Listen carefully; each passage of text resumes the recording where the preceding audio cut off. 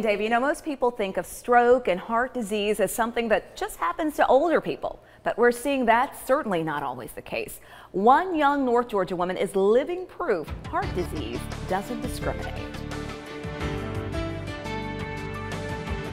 Ellie Rodriguez has a very personal reason to go red for women. At 16, I realized it can happen to anyone.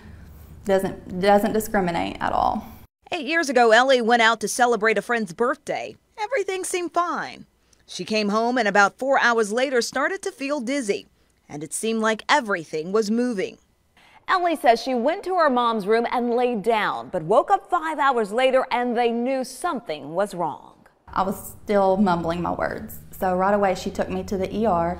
Doctor said Ellie had a mini stroke. They also found out she had a gene mutation known as MTHFR that can result in clotting. In addition to not being able to speak, my right side of my body was numb, my arm, my face was tingly, my lips were drooping a little bit. Ellie was wondering if she would ever lead a normal life again. How am I going to overcome this? How am I going to live normally as a teenage girl, as a 16-year-old again? The journey wasn't easy. So for the rest of my high school years, I struggled with being put on medications due to my stroke, and that made me gain even more weight. When it comes to your heart health, the CDC says small changes can make a big difference. Schedule a visit with your doctor to talk about your heart health. Add exercise to your daily routine. Cook heart-healthy meals at home at least 3 times each week. Take steps to quit smoking.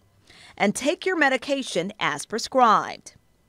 Ellie has made healthy lifestyle changes and is looking out for her heart health. It can happen to anyone, no matter your age, young or old, and that was a big eye-opener for me because at 16 I thought that just mainly elderly people would suffer with strokes. Well, heart disease claims the lives of nearly 500,000 American women each year. Tomorrow, you are encouraged to wear red for Go Red for Women. The American Heart Association says the mission of this national program is to raise awareness of cardiovascular diseases in women, to challenge women to know their personal risk of heart disease, and then take steps to reduce those risks. So, and coming up tomorrow, we're going to take a look at women and CPR, because you might be surprised there's actually a gender gap as well when it comes to who bystanders will give CPR or administer CPR to when we're out in public as well. Okay. All right, so we'll talk about that tomorrow. And you'll be wearing red? Yes, and remember I stopped you today because I saw you earlier and I saw David Carroll. I said, David, you're a day early with your red. And he said, Latrice, I have more red. I have to take off the red, save it for tomorrow. Exactly, so I'll remind David and Cindy again tomorrow to wear their red. Yes, we appreciate the reminder. Thanks for the heads up there. All right.